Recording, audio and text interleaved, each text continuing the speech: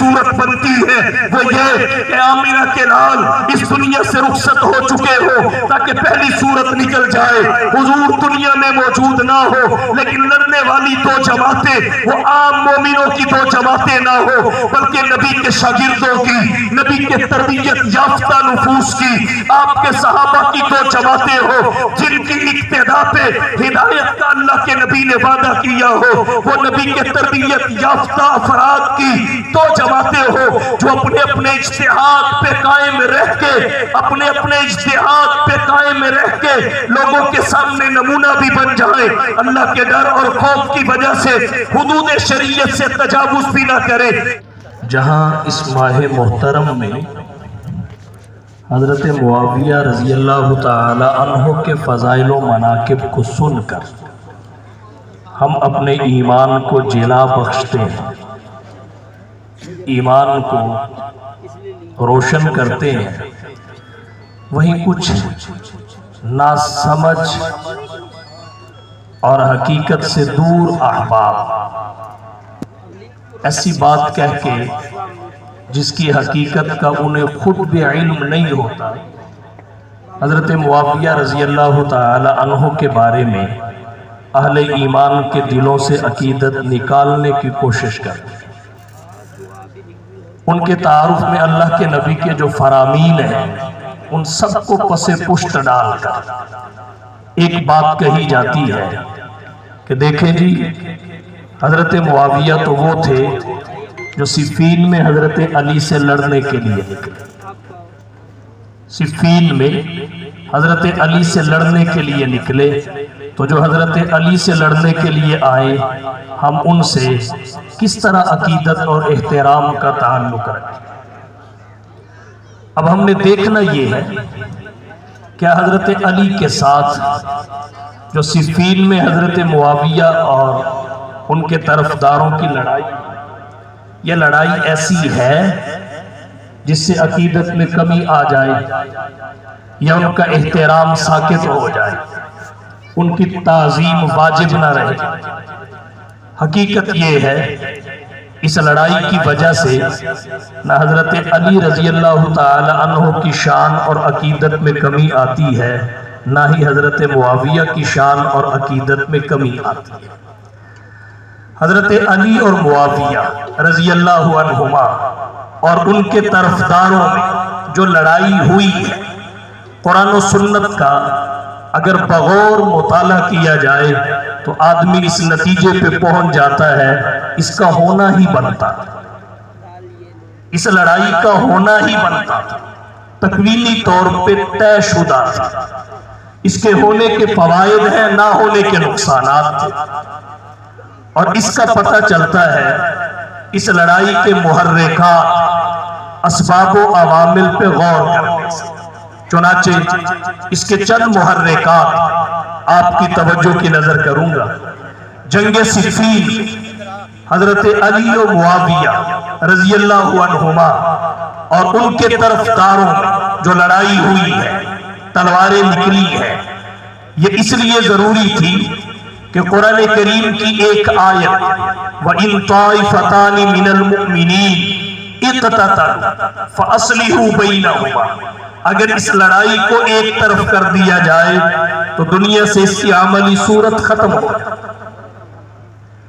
اس لڑائی کی معتبر عملی صورت ختم ہو جاتی ہے، اس لڑائی اس آیت کی عملی صورت ختم ہو جاتی ہے، یہ لڑائی اس آیت کی عملی صورت ہے۔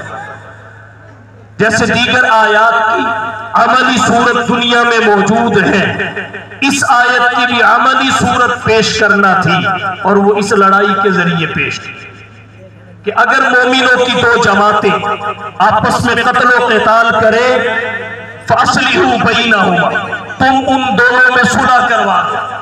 اس آیت کی عملی صورت عقلاً تین بنتی تھی، دو نامناسب تھی، ایک ہی مناسب تھی، اور وہ مناسب یہی ہے جو صفین میں حضرت علی اور معاویہ کی لڑائی کی صورت میں ظاہر ہوئی۔ عقلاً تین صورتیں کون سی ہیں؟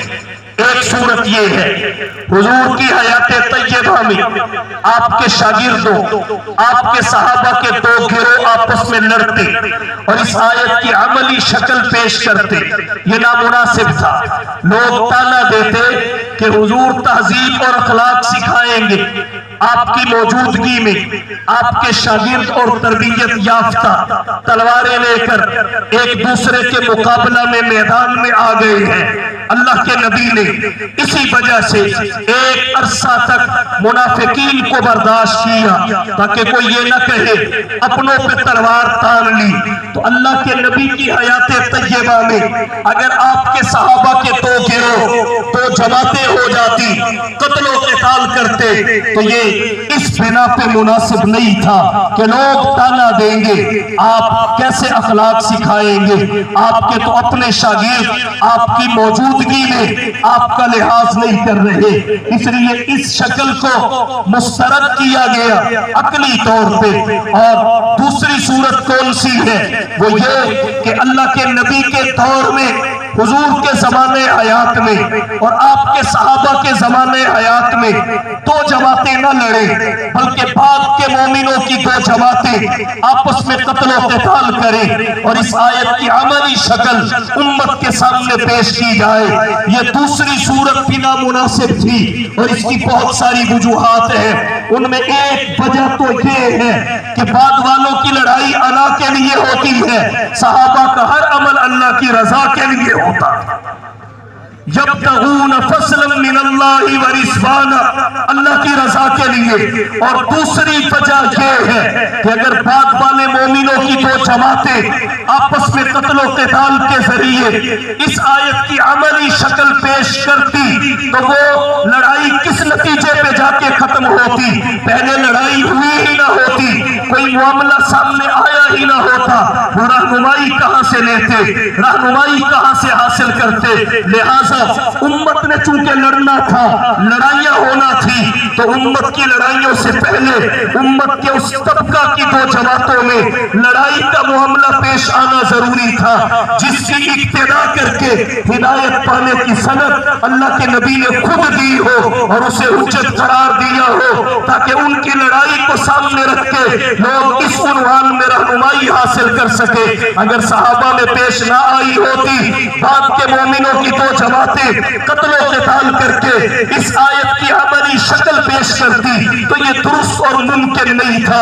اور ایک وجہ یہ ہے کفار اور اغیار تانا دیتے کہ اسلام اپنے ماننے والوں کی حالت امن میں رہنمائی کرتا ہے، لڑائی کی حالت میں کوئی رہنمائی نہیں کرتا۔ یہ صورت بھی نامناسب تھی۔ اب پیچھے ایک تیسری صورت بنتی ہے، وہ یہ کہ آمنہ کے لال اس دنیا سے رخصت ہو چکے ہو تاکہ پہلی صورت نکل جائے، حضور دنیا میں موجود نہ ہو، لیکن لڑنے والی دو جماعتیں وہ عام مومنوں کی دو جماعتیں نہ ہو بلکہ نبی کے شاگردوں کی، نبی کے تربیت یافتہ نفوس کی، آپ کے صحابہ کی دو جماعتیں ہو جن کی ابتدا پہ ہدایت کا اللہ کے نبی نے وعدہ کیا ہو، وہ نبی کے تربیت یافتہ افراد کی دو جماعتیں ہو جو اپنے اپنے اجتہاد پہ قائم رہ کے اپنے اجتہاد پہ قائم رہ کے لوگوں کے سامنے نمونہ بھی بن جائیں، اللہ کے ڈر اور خوف کی وجہ سے حدود شریعت سے تجاوز بھی نہ کرے۔ یہ تیسری صورت تھی جو اللہ نے حضرت علی اور معاویہ رضی اللہ عنہما اور ان کے طرفداروں کی لڑائی کی صورت میں دنیا کے سامنے پیش کر کے اس آیت کی عملی صورت دکھا دی۔ اگر ان دو جماعتوں کی لڑائی کو ایک طرف کر دیا جائے تو یہ آیت مراد سے خالی ہو جاتی ہے اور یہ درست نہیں ہے علم تفسیر کے قواعد کے تحت۔ لہٰذا یہ لڑائی جو حضرت علی و معاویہ اور ان کے طرفداروں میں ہوئی ہے، یہ قرآن کریم کی اس آیت کی عملی صورت ہے۔ جانوں کے نذرانے پیش کر کے، لہو کی ندیاں بہا کے قرآن کریم کی آیت کی عملی صورت حضرت علی و معاویہ اور ان کے طرفداروں نے پیش کر کے امت پہ احسان کیا ہے، اس پہ ان کی تعریف بنتی ہے، تنقید نہیں بنتی۔ وَإِن طَائِفَتَانِ مِنَ الْمُؤْمِنِينَ اقْتَتَلُوا فَأَصْلِحُوا بَيْنَهُمَا۔ پہلا حصہ ان طائفتان من المؤمنین، اقتتلوا، یہ ان دو جماعتوں کی لڑائی کے وضاحت کے لیے ہے، اور فاصلحوا بینہما، اس کی مراد حضرت حسن ہے، حضرت حسین ہے، جنہوں نے حضرت معاویہ رضی اللہ عنہ کے ہاتھ پہ بیعت کر کے دونوں جماعتوں اور دونوں جانب کے افراد کو ایک کر دیا۔ تو یہ لڑائی اس آیت کی عملی صورت ہے۔ آئیے دوسرے محرک کی جانب، دوسرا محرک کیا ہے؟ نبی کی پیشین گوئی کی صداقت۔ مشکاۃ شریف میں حدیث ہے، حضور نے حضرت حسن کے لیے فرمایا ان ابنی ھذا سید ولعل اللہ ان یصلح بہ بین فئتین عظیمتین من المسلمین، یہ میرا سردار بیٹا ہے، اللہ اس کے ذریعے مسلمانوں کی دو عظیم جماعتوں میں صلح کروائیں گے۔ اختصار کے ساتھ عرض کرتا ہوں، صلح کے لیے لڑائی موقوف علیہ کا درجہ رکھتی ہے، لڑائی پہلے ہوتی ہے، صلح بعد میں ہوتی ہے۔ اللہ کے نبی نے جب صلح کی پیشین گوئی فرمائی تو اس میں ضمناً لڑائی کی خبر بھی آ گئی کہ پہلے لڑائی ہوگی اور پھر لڑنے والوں میں صلح حضرت حسن بن علی رضی اللہ تعالی عنہ کے ذریعے ہوگی۔ اللہ کے نبی کو پتا ہے لڑائی ہوگی، اللہ کے نبی کو خبر ہے صلح حسن کے ذریعے ہوگی، لیکن پھر بھی اللہ کے نبی حضرت علی کے بھی فضائل بیان کرے، حضرت معاویہ کے بھی فضائل بیان کرے، حضرت علی کو بھی دعائیں دے، حضرت معاویہ کو بھی دعائیں دے، حضرت علی کو بھی پاس بٹھائے، حضرت معاویہ کو بھی پاس بٹھائے، حضرت علی کو بھی محبت سے نوازے، حضرت معاویہ کو بھی محبت سے نوازے، اور اللہ کے نبی کسی کو باطل نہ کہے، اللہ کے نبی کسی کے بارے میں کوئی ایسی بات نہ کہے جس سے عقیدت میں کمی آئے، تو ہمیں نبی کا منشا سمجھ کے ہی دونوں کا احترام کرنا چاہیے۔ ان ابنی ھذا سید ولعل اللہ ان یصلح بہ بین فئتین عظیمتین من المسلمین۔ بتائیے اللہ کے نبی نے جو پیش گوئیاں فرمائی ان میں سے کون سی ہے جو پوری نہیں ہوئی؟ اللہ کے نبی نے حضرت سراقہ کے لیے فرمایا یا سراقہ کیف بک اذا لبست سوار کسریٰ۔ سراقہ کی حالت کیا تھی، پیش گوئی کیا تھی، لیکن دنیا نے پورا ہو کے دیکھا۔ اللہ کے نبی نے جو فرمایا وہ پورا ہوا۔ یہاں بھی اللہ کے نبی نے فرمایا لڑائی بھی ہوگی، صلح بھی ہوگی، صلح حسن کروائیں گے۔ مجھے بتائیے کن دو جماعتوں میں لڑائی ہوئی اور حضرت حسن بن علی نے ان دو جماعتوں میں صلح کروائی؟ مراد اور مصداق یہی دو جماعتیں ہیں جو حضرت علی حضرت معاویہ کے طرفداروں کی جماعتیں ہیں، انہی میں حضرت حسن نے صلح کروائی ہے۔ ان دونوں کو الگ کر کے بتائیے اس حدیث کا مصداق کیا ہے، اس حدیث کی مراد کیا ہے؟ یہ نبی کی پیشین گوئی کی صداقت ہے، اس لڑائی کا ہونا ہی بنتا تھا، اس کے نہ ہونے کی وجہ سے نبی کی صداقت والی چادر پہ داغ لگتا تھا، اور یہ اللہ کو کسی صورت گوارا نہیں۔ یہ تکوینیات ہے، تکوینیات ہے۔ آئیے تیسرے محرک کی جانب، اور اس سے قبل ایک بات اور عرض کرتا ہوں، اس لڑائی کی وجہ سے، اس لڑائی کی وجہ سے کسی کی محبت اور عقیدت میں کمی نہ آئے۔ اللہ اور اس کے رسول نے اس کا انتظام اپنے الفاظ میں کر دیا۔ جہاں اللہ نے فرمایا ان طائفتان، وہاں من المومنین کہا، تاکہ کوئی اس لڑائی کی وجہ سے کسی کو بھی غیر مومن نہ سمجھے۔ فرمایا دو جماعتیں اور دونوں مومنوں کی، اور حضور نے اس سے اگلے مرحلہ کی وضاحت کی۔ فرمایا بین فئتین عظیمتین، دو جماعتیں، دو گروہ، عام نہیں عظیم، اور پھر من المسلمین، مسلمانوں کے۔ تو جب مسلمانوں کے ہیں، مومنوں کے ہیں، عظیم بھی ہیں، تو پھر ان کی عظمت کو تسلیم کرنا ہی اللہ اور اس کے رسول سے وفا ہے، اللہ اور اس کے رسول کی اتباع ہے۔ اس کے علاوہ ہمارے لیے کوئی راستہ نہیں۔ تیسرا محرک کیا ہے؟ تیسرا محرک، اللہ کے نبی نے اس لڑائی قیامت کی علامات میں شمار کیا، اور حضور نے جتنی علامتیں قیامت کی بتائی ساری پوری ہوئی، صغرا مکمل پوری ہو گئی۔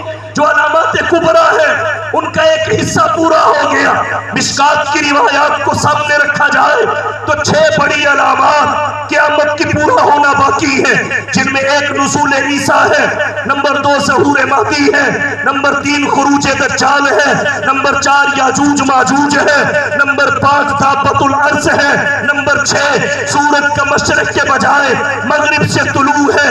یہ 6 باقی ہے۔ ہمارا ایمان ہے جیسے پہلی پوری ہوئی یہ بھی پوری ہوں گی۔ قیامت کی علامات میں جیسے اللہ کے نبی نے اور درجنوں علامتیں بتائی، ایک علامت یہ بھی بتائی، بخاری شریف جلد اول 509 صفحہ پہ حضرت ابو ہریرہ سے روایت ہے، حضور نے فرمایا لا تقوم الساعہ حتی تقتتل فئتان، اس وقت تک قیامت قائم نہیں ہوگی جب تک 2 جماعتیں آپس میں رائے کا اختلاف ہی نہیں بلکہ قتل و قتال نہ کریں، ان کی منہ بھیر نہ ہو، تلواریں نہ ٹکرائے، اس وقت تک قیامت قائم نہیں ہوگی۔ اور پھر اللہ کے نبی نے حالت یہ بتائی دعواہما واحدۃ، ان دونوں جماعتوں کا دعویٰ بھی ایک ہو، ان دونوں جماعتوں کے دعوے میں اتحاد ہو۔ اب میرا دعویٰ یہ ہے وہ یہی 2 جماعتیں ہیں، اللہ کے نبی انہی کی لڑائی کو قیامت کی علامت شمار کر رہے ہیں۔ ایک حضرت علی کے طرفداروں کی جماعت، ایک حضرت معاویہ کے طرفداروں کی جماعت۔ آپ کہیں گے دلیل کیا ہے؟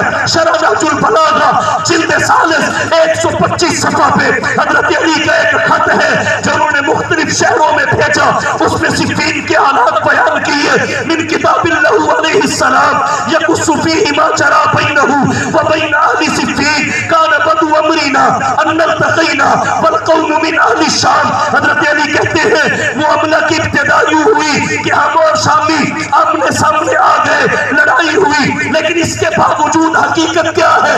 فَالظَّاهِرُ أَنَّ رَبَّنَا وَاحِدٌ، حقیقت یہ ہے ہمارا رب بھی ایک ہے، وَنَبِيُّنَا وَاحِدٌ، ہمارا نبی بھی ایک ہے، وَدَعْوَتُنَا فِي الْإِسْلَامِ وَاحِدَةٌ، ہماری اسلام کی دعوت بھی ایک ہے، وَلَا نَسْتَزِيدُهُمْ فِي الْإِيمَانِ بِاللَّهِ وَالتَّصْدِيقِ بِرَسُولِهِ وَلَا يَسْتَزِيدُونَنَا۔ نہ حضرت معاویہ اور ان کے طرفدار ایمان باللہ اور تصدیق بالرسول میں ہم سے زیادہ، نہ ہم ان سے زیادہ۔ الامر واحد، پھر تاکید کے طور پہ کہا معاملہ ایک ہے، الا ما اختلفنا فیہ من دم عثمان، مگر خون عثمان کے مسئلہ میں ہمارا آپس میں اختلاف ہوا ہے، اور اس میں حقیقت کیا ہے؟ نحن منہ برا، ہم دونوں طبقے، دونوں جماعتیں، دونوں فریق حضرت عثمان کے قتل سے مکمل بری۔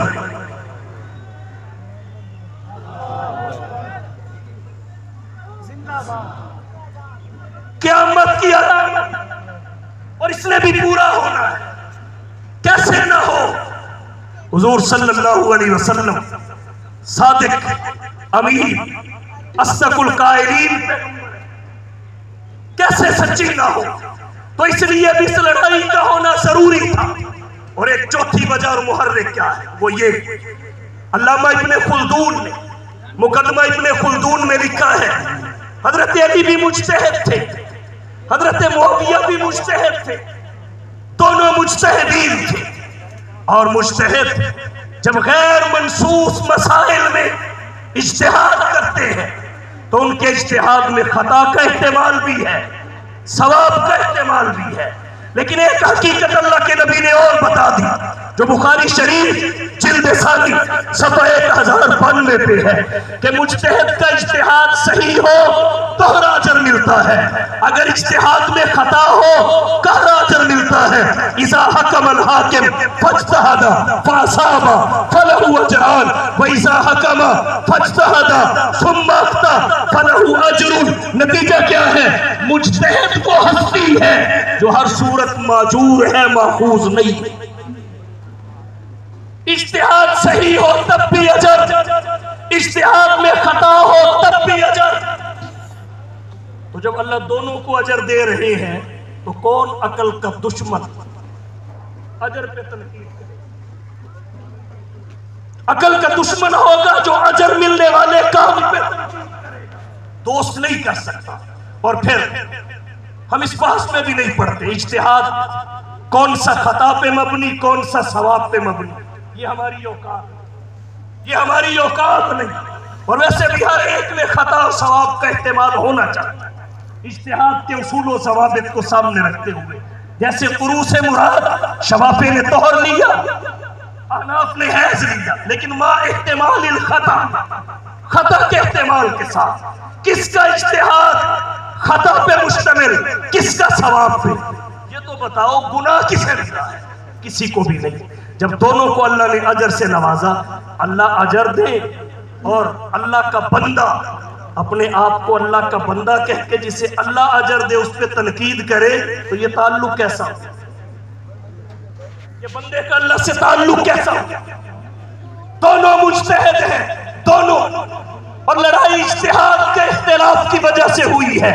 اور یہ بات بھی ضروری ہے کہ جو مجتہد ہوتا ہے جب وہ غیر منصوص مسئلہ میں اجتہاد کرتا ہے، مقلدین کو اختیار ہے وہ اس امام کی تقلید شخصی کر لے یا اس کی کر لے، لیکن مجتہد کے لیے ضروری ہے وہ اپنے اجتہاد پہ، وہ اپنے اجتہاد پہ انتظامی طور پہ ہمیں اختیار ہے وہ حنیفہ کی تقلید شخصی کرے، امام مالک کی کرے، امام شافعی کی کرے، احمد بن حنبل کی کرے، لیکن ابو حنیفہ کے لیے یہی ضروری ہے وہ اپنے اجتہاد پہ، امام شافعی کے لیے یہی ضروری ہے وہ اپنے اجتہاد پہ عمل کرے۔ تو ابن خلدون نے لکھا حضرت علی بھی مجتہد تھے، حضرت معاویہ بھی مجتہد تھے، دونوں کا اپنا اپنا اجتہاد تھا۔ حضرت علی کا اجتہاد یہ تھا بیعت پہلے قصاص بعد میں، حضرت معاویہ کا اجتہاد یہ تھا قصاص پہلے بیعت بعد میں۔ اب صحابہ کو اختیار مل گیا، جو غیر مجتہدین تھے ان کو اختیار ملا، اس اختیار کو استعمال کرتے ہوئے کچھ حضرت علی کے ساتھ کھڑے ہو گئے، کچھ حضرت معاویہ کے ساتھ کھڑے ہو گئے، لیکن ان دونوں کے لیے ضروری تھا کہ یہ اپنے اجتہاد پہ کھڑے، خون کی ندیاں کیوں نہ بہہ جائیں، یہ اصول ہے شریعت کا۔ اور جو اجتہاد کا اختلاف ہوتا ہے یہ عداوت کو جنم نہیں دیتا، یہ محبت کو ظاہر نہیں کرتا۔ اجتہاد میں خطا بھی ہو جائے تو وہ عمل بھی شریعت کی ہی ایک شکل ہوتی ہے، خطا بھی ہو جائے وہ عمل بھی شریعت کی ہی ایک شکل ہوتی ہے، اس سے عداوت پیدا نہیں ہوتی، نفرت پیدا نہیں ہوتی۔ یہی وجہ ہے اجتہاد کے اختلاف کی وجہ سے جب حضرت علی اور حضرت معاویہ رضی اللہ عنہما اور ان کے طرفداروں میں لڑائی ہوئی تو آپس کے حالات کتنے خوشگوار تھے، اس واقعے سے اندازہ لگائیے۔ امام اہل سنت حضرت مولانا عبد الشکور صاحب لکھنوی رحمہ اللہ سیرت خلفائے راشدین میں لکھتے ہیں حضرت ابو ہریرہ جنگ صفین میں حضرت علی کے طرفدار تھے، ان کی جانب سے حضرت معاویہ اور ان کے طرفداروں سے لڑائی کرتے تھے، اور جب کھانے کا وقفہ ہوتا تھا ادھر سے نکلتے اور حضرت معاویہ کے دسترخوان پہ بیٹھ کے کھانا کھایا کرتے تھے، لڑتے ان کی طرف سے، ان کے مخالف تھے، اور جب کھانے کی باری آتی ادھر سے نکل آتے، کھاتے بھی انہی سے، کھانا بھی انہی کے دسترخوان سے۔ ایک دن، دو دن، جب کئی دفعہ دیکھا، حضرت معاویہ رضی اللہ تعالیٰ عنہ بھی تشریف فرما تھے۔ ایک دن ایک آدمی نے کہا ابو ہریرہ یہ کیسی پالیسی، یہ کیسی پالیسی ہے، لڑتے ان کی طرف سے ہو، کھاتے ادھر سے ہو، لڑائی ان کی طرف سے، کھانا ہماری طرف سے، یا تو لڑو بھی ادھر سے یا کھاؤ بھی ادھر سے۔ کہنا لگے نہ بھائی ایسے نہیں ہو، جیسے ہو رہا ہے ایسے ہی ہوگا، لڑنے کا مزہ ادھر سے آتا ہے، کھانے کا ادھر سے آتا ہے، تو لہذا لڑائی ادھر سے چلے گی، کھانا ادھر کا چلے گا۔ حضرت معاویہ رضی اللہ تعالیٰ عنہ موجود تھے، سن بھی رہے تھے اور مسکرا رہے تھے۔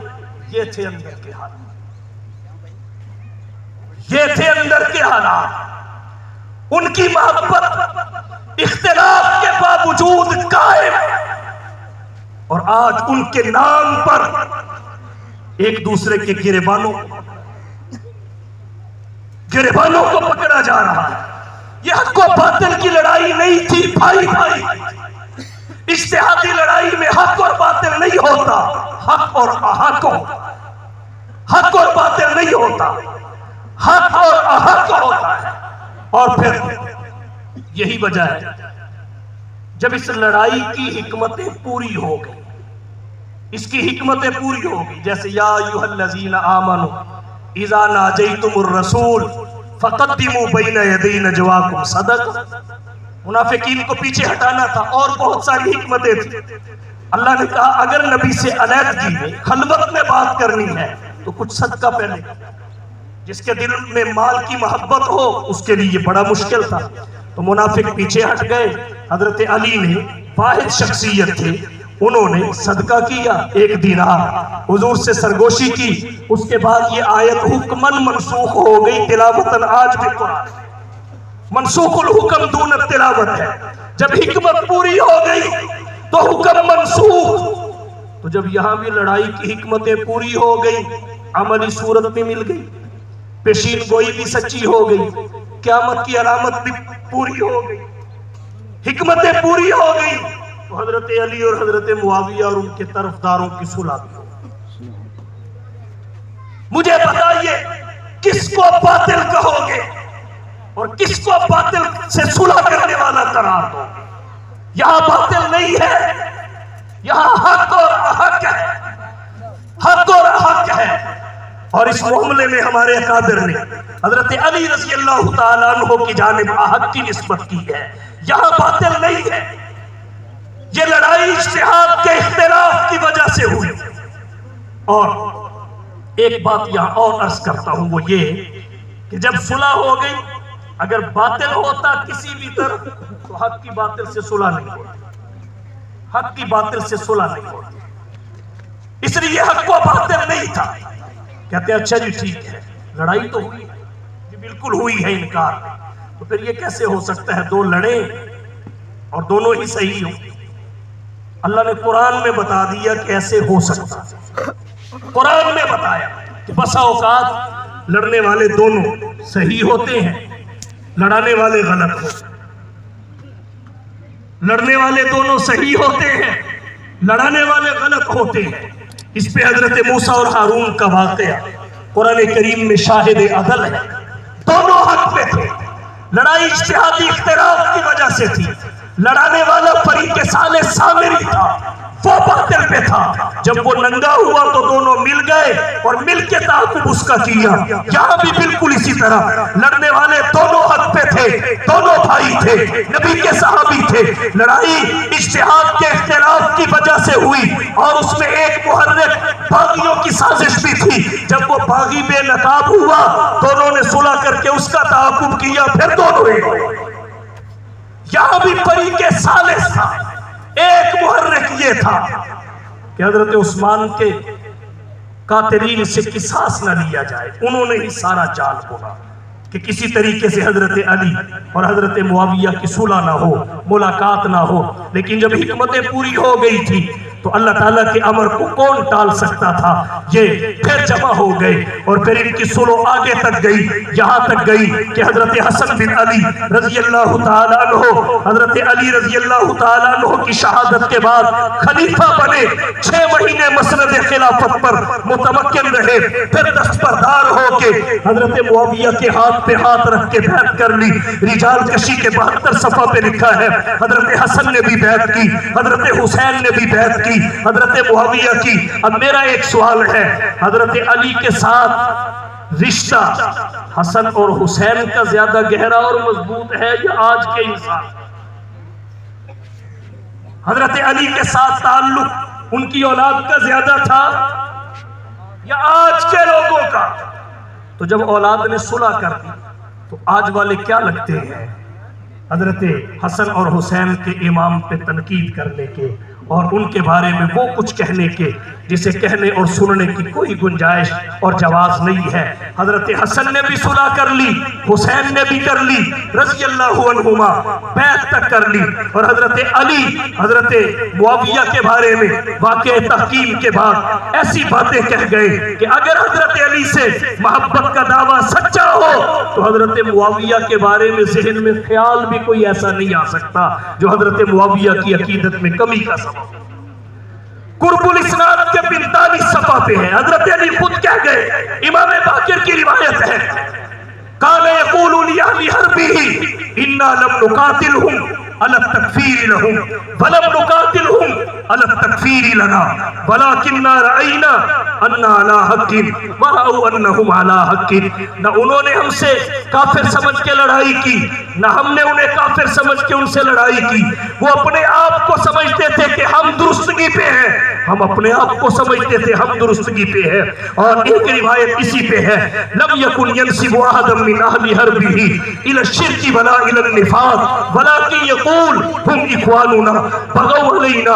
حضرت علی نے اپنے خلاف لڑنے والوں میں سے کسی کی نسبت نفاق کی جانب یا شرک کی جانب نہیں کی, بلکہ انہیں بھائی کہا کہ وہ ہمارے بھائی تھے, انہوں نے ہمارے اوپر چڑھائی کی. اور سیر اعلام النبلاء میں 3 جلد میں ہے, جب حضرت علی سے پوچھا گیا صلح ہو گئی, کتنے ادھر سے گئے کتنے ادھر سے گئے, اب ان کا کیا بنے گا, ان کے بارے میں آپ کیا کہتے ہیں؟ تو حضرت علی نے فرمایا ادھر کے بھی شہید ہیں ادھر کے بھی شہید,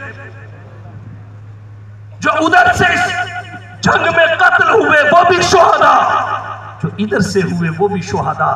اب بتائیے اس لڑائی کی وجہ سے تنقید. اور حضرت معاویہ بھی جنگ کے دوران حالت کیا تھی, مورخ طبری نے لکھا ہے, ایک رومی عیسائی بادشاہ نے مدینے پہ حملے کی دھمکی دی, حضرت علی نے جواب نہیں دیا, حضرت معاویہ نے جواب دیا کہ اگر تو نے علی اور مدینے کی طرف نظر بھر کے بھی دیکھا تو سب سے پہلا بندہ جو علی کا سپاہی بن کر تیرے خلاف لڑنے کے لیے میدان میں نکلے گا وہ معاویہ بن ابی سفیان. یہ محبت ہے لڑائی. اور اصول ہمارا کیا ہے جو معاشرتی اصول ہے اس وقت دنیا کا, دشمن کا دشمن دوست سمجھا جاتا ہے, دشمن کا دشمن دوست, لیکن حضرت معاویہ نے اس کو خود جواب دیا, اس لیے کہ ان میں دشمنی تھی ہی نہیں کہ دشمن کے دشمن کو دوست سمجھتے, یہ تو بھائی بھائی بھائی بھائی.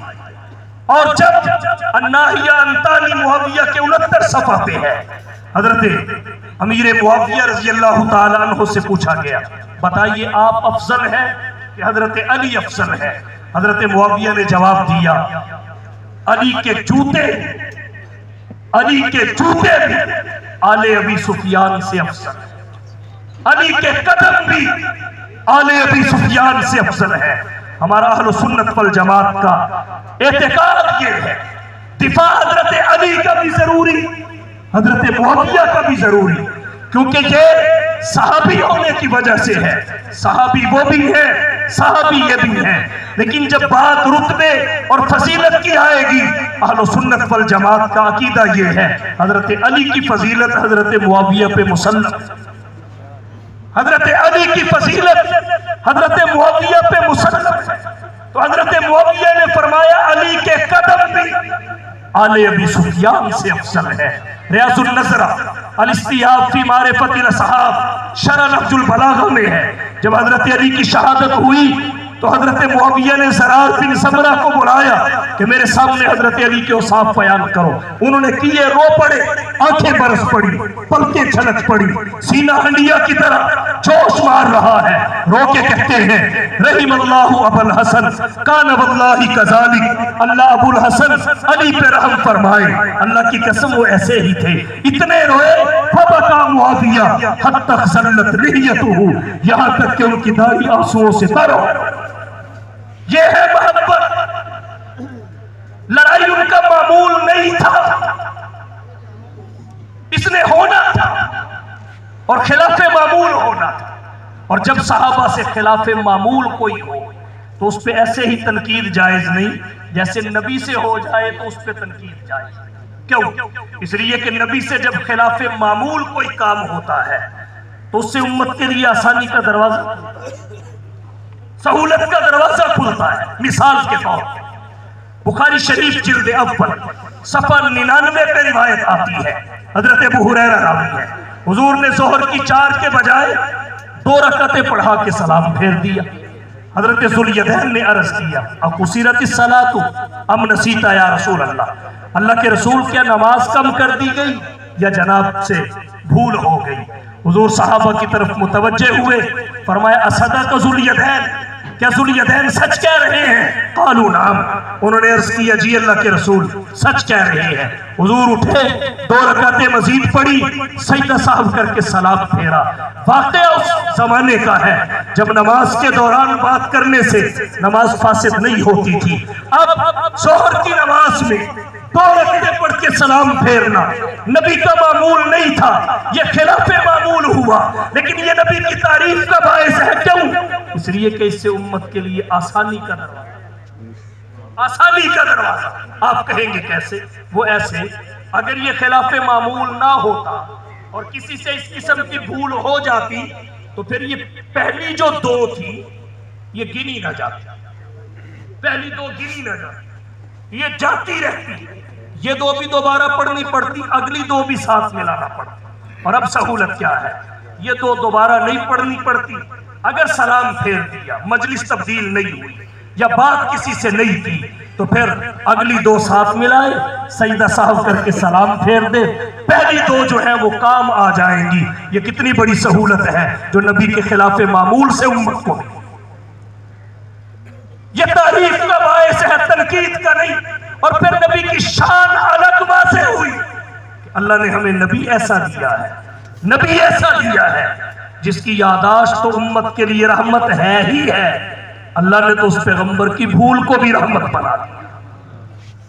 खिलाफ मामूल की दूसरी मिसाल, अबू दाऊद शरीफ बाबुल फी मन नाम अन सलातिन औ नसियहा फलयुसल्लिहा इज़ा ज़करहा में हजरत अबू हुरैरा से रिवायत है। खैबर से वापस पलटे, रात को मुसलसल सफर किया, आखिरी पहर नींद आने लगी, हुजूर ने फरमाया यहाँ आराम कर लीजिए, नमाज फजर के बाद आगे सफर करेंगे। जब सहाबा सोने लगे, हजरत बिलाल को काम सौंपा कि आप पहरेदारी करेंगे, नमाज फजर के लिए सबको जगाना आपकी जिम्मेदारी है। सब महवे नौम हजरत बिलाल पहरेदारी में मसरूफ। थोड़ी देर के बाद उन्होंने ऊंट से टेक लगाई ताकि थोड़ा सांस निकाल लें, उन पे भी नींद तारी हो गई। नतीजा क्या निकला? फजर के वक्त सब सोए, सबकी नमाज फजर जाती रही, कोई भी बेदार ना हुआ। सूरज बुलंद हुआ, उसकी किरणों ने रुखसारे नबुव्वत के बोसे दिए, चेहरा नबुव्वत पे पड़ी। चेहरा है कि अनवार दो आलम का सहीफा, चेहरा है कि अनवार दो आलम का सहीफा, आंखें है कि बहरैन तकद्दुस के लगी, पलके है कि कौसैन शब कदर खुली है, जुल्फे है कि वल्लैल के बिखरे हुए साए, ये दांत है कि शेराज़े शबनम के तराशे, जैसे याकूत की वादी में महकते हुए हीरे, और बातें है कि तूबा की चटकती हुई गलियां, खुतबे है कि सावन के उमड़ते हुए दरिया। सब सोए हुए थे, नमाज फजर सबकी चली गई, सूरज बुलंद हुआ, उसकी किरणों ने रुखसारे नबुव्वत के बोसे दिए। हुजूर घबरा के उठे, बिलाल किधर है? हजरत बिलाल अल्लाह के नबी के पास हाथ बांध के हाजिर हो गए और अर्ज किया, अल्लाह के रसूल उज़्र सुनिए, उज़्र सुनिए। अख़ज़ बिनफ़्सिल्लज़ी अख़ज़ बिनफ़्सी का, मुझे भी उसी ज़ात ने सुला दिया जिसने आप सबको सुलाए रखा, मुझे भी उसी ने सुलाया जिसने आप सबको सुलाए रखा। हुजूर ने उज़्र कबूल फरमाया, कहा यहाँ से आगे बढ़ो। गए, बाजमात नमाज की कज़ा की। बाद में फरमाया, अगर ऐसा हो जाए तो जब बेदार हो, याद आए, पढ़ लो, फ़इन्न ज़ालिका वक़्तुहा, यही उसका वक्त है। अब ये भी खिलाफ मामूल है, फजर के वक्त सोए रहना नबी का मामूल नहीं, ये भी खिलाफ मामूल है, लेकिन तनकीद का नहीं, तारीफ का मामूल। इसलिए कि इस खिलाफ मामूल से उम्मत के लिए सहूलत और आसानी का दरवाजा खोला है। कैसे? कज़ा नमाज का मसला वाज़ेह हो गया। अगर ये खिलाफ मामूल ना होता, 30 बरस की उम्र में किसी को समझ आए, उसने अपने फर्ज को पहचाना कि बुलूगत के बाद तो रोजाना 5 नमाजें मुझ पे फर्ज है और मेरी 15 साल की रह गई, 15 साल। अब वो क्या करता है? 15 साल की कज़ा करके अपने कंधों से ये बोझ उतार देता। और अगर नबी से ये खिलाफ मामूल ना हुआ होता तो कज़ा नमाज का ये ज़ाबिता सामने ना आता, मसले की वजाहत ना होती, जो रह गई वो कंधों पे बोझ होती और अल्लाह के दरबार में शर्मिंदगी का सामना करना पड़ता। ये कितनी बड़ी सहूलत है। नबी के एक खिलाफ मामूल ने हमारे दर्जनों सालों की कज़ा नमाजों का मसला हल कर दिया। तो कैसे इस पे तनकीद हो, तारीफ हो, और फिर नबी की शान अलग वाज़ेह हुई कि अल्लाह ने हमें पैगंबर वो दिया जिसका जागना तो रहमत था ही था, अल्लाह ने उस पैगंबर के सोने को भी उम्मत के लिए रहमत बना दिया। وہ نبیوں میں رحمت لقب پانے والے، وہ نبیوں میں رحمت لقب پانے والے، امیدیں غریبوں کی بدلانے والے، مصیبت میں غریبوں کے کام آنے والے، وہ اپنے پرائے کا غم کھانے والے۔ تو جیسے نبی کا خلاف معمول رحمت، صحابہ کا خلاف معمول بھی رحمت۔ لڑنا صحابہ کا معمول نہیں، یہ لڑائی خلاف معمول تھی۔ یہ رحمت کیسے ہے؟ بات سمیٹ رہا ہوں، دو مثالیں۔ یہ بھی رحمت ہے، کیسے؟ ابو داود شریف باب فی بناء المسجد میں حضرت عبداللہ بن عمر سے روایت ہے، مسجد نبوی حضور کی حیات طیبہ میں کچی تھی۔ حضرت ابو بکر و عمر شیخین کے زمانے خلافت میں بھی کچی تھی۔ جب ان کے بعد حضرت عثمان خلیفہ بنے، انہوں نے پکی بنا دی، چھت ساگوان کی لکڑی کی ڈالی اور ستونوں میں منقش پتھر لگوائے، مزین کیا۔ اب یہ معمول نہیں تھا پیش رو خلفاء کا، حضرت عثمان نے خلاف معمول کیا۔ اس پہ تنقید نہیں، تعریف ہو حضرت عثمان کی، اس لیے کہ اس سے امت کے لیے آسانی کا دروازہ کھلا۔ آج دولت کی، مال کی بہتات ہے، سہولت کی تلاش میں ہر بندہ نکلا ہوا ہے۔ آج ہم اس مسجد میں نماز نہیں پڑھتے، تراویح نہیں پڑھتے جہاں اے سی نہیں، ہم قالین والی مسجد میں سجدہ کرتے ہیں۔ ان چٹائیوں پہ نماز پڑھنے کی طرف آج کے مسلمان کی طبیعت مائل نہیں ہوتی۔ تو سوچئے حضرت عثمان بن عفان کا اگر یہ خلاف معمول نہ ہوتا تو آج ہماری مسجدوں کی یہ شکل ہوتی۔ جب حضرت عثمان نے یہ کیا، خلاف معمول ہے، تو ہمارا سارا مسئلہ حل ہو گیا کہ مسجد بناؤ صحیح، کچی بناؤ تو بھی جائز ہے، پکی بناؤ تو بھی بناؤ صحیح۔ دوسرا، شیخ الفقہ والادب حضرت مولانا اعزاز علی صاحب رحمہ اللہ نے اپنی شہرہ آفاق کتاب نفت العرب میں اختلاف العلماء رحمت کے تحت لکھا، جب حضور اس دنیا سے رخصت ہوئے تو خطبے کے لیے حضرت ابو بکر رضی اللہ تعالی عنہ اس سیڑھی پہ کھڑے نہیں ہوئے جس پہ حضور کھڑے ہوتے تھے، نچلی سیڑھی پہ آ گئے۔ ان کے بعد حضرت عمر خلیفہ بنے، وہ اس سے بھی نچلی سیڑھی پہ آ گئے۔ ان کے بعد جب حضرت عثمان خلیفہ بنے، وہ پھر اسی اوپر والی سیڑھی پہ کھڑے ہوئے خطبہ دینے کے لیے جس پہ حضور کھڑے ہو کے خطبہ دیا کرتے تھے۔ یہ بھی پیش رو خلفاء کے معمول کے خلاف ہے، لیکن تنقید کا باعث نہیں، تعریف کا باعث ہے۔ اس سے بھی امت کے لیے سہولت اور آسانی کا دروازہ کھلا ہے۔ سوچئے اگر حضرت عثمان کا یہ خلاف معمول عمل نہ ہوتا تو آج خطیب کہاں کھڑا ہوتا، آپ کہاں بیٹھے ہوتے؟ آج امت کے عمراء اور سلاطین خطبہ دیتے زیر زمین، بڑے بڑے سونڈ لگا کے آپ آواز سنتے، شکل پھر نہ دیکھ پاتے۔ یہ حضرت عثمان کے خلاف معمول عمل کی برکت ہے، سنتے بھی ہیں، دیکھتے ہیں، زیارت بھی کرتے ہیں۔ تو نبی کا خلاف معمول بھی رحمت کا باعث، اصحاب نبی کا خلاف معمول بھی رحمت کا باعث۔ نبوت بھی رب کا انتخاب، صحابیت بھی رب کا انتخاب۔ نبوت بھی تنقید سے بالا تر، صحابیت بھی تنقید سے بالا تر۔ نبوت کو بھی کثرت عمل کے ترازو پہ نہیں تولا جاتا، صحابیت کو بھی کثرت عمل کے ترازو پہ نہیں تولا جاتا۔ نبی کا مقام اللہ کے ساتھ نسبت کی وجہ سے، صحابہ کا مقام محمد سے نسبت کی وجہ سے نسبت کے ترازو پہ تولے جاتے ہیں، نسبت کے ترازو پہ۔ تو لڑائی صحابہ کا معمول نہیں تھی، خلاف معمول تھی، اور اس سے امت کے لیے آسانیوں کا معمول ہے۔ امام محمد رحمہ اللہ فرماتے ہیں صحابہ کو امت پہ احسان ہے، اگر ان میں یہ لڑائی نہ ہوتی امت نے تو قیامت تک لڑنا تھا، یہ رہنمائی کہاں سے ہے؟ رہنمائی تو چاہیے تھی، تکمیل شریعت کا تقاضا تھا کہ رہنمائی ہر باب میں ہو، اور علمی لحاظ سے ہی نہ ہو، عملی لحاظ سے، علمی لحاظ سے ہی نہ ہو، عملی لحاظ سے بھی ہو۔ تو اس وجہ سے صحابہ کرام کی یہ خلاف معمول جو لڑائی ہوئی، اس کی وجہ سے نہ حضرت علی پہ تنقید جائے، نہ حضرت معاویہ پہ تنقید جائے۔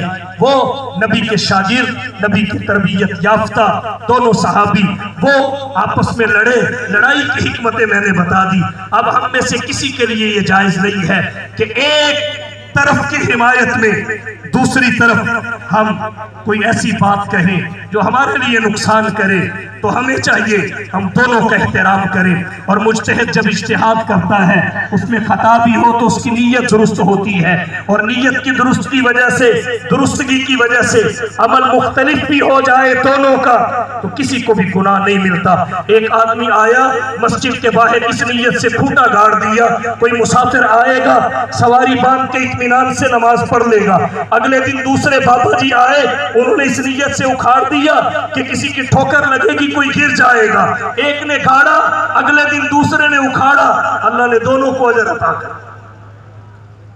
यहां भी दोनों को अजर मिला है। और मुशाजरात वैसे भी शजर से निकला है।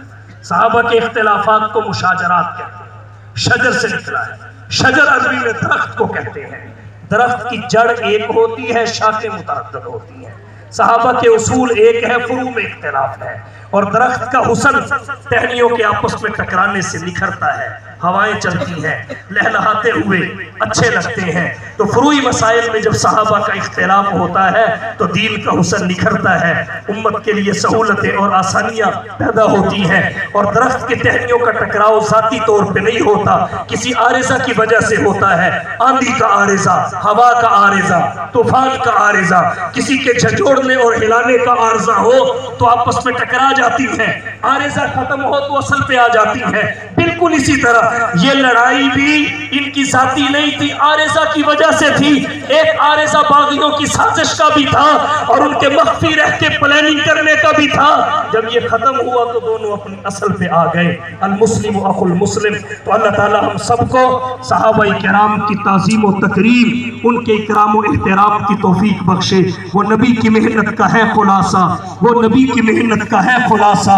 इल्म और अमल के पैकर ज़ुहद व वरा सरापा, मिशन था जिनका दीने मती का गलबा। कितने गुयूर और जरी थे नबी के सहाबा। व आखिर दावाना।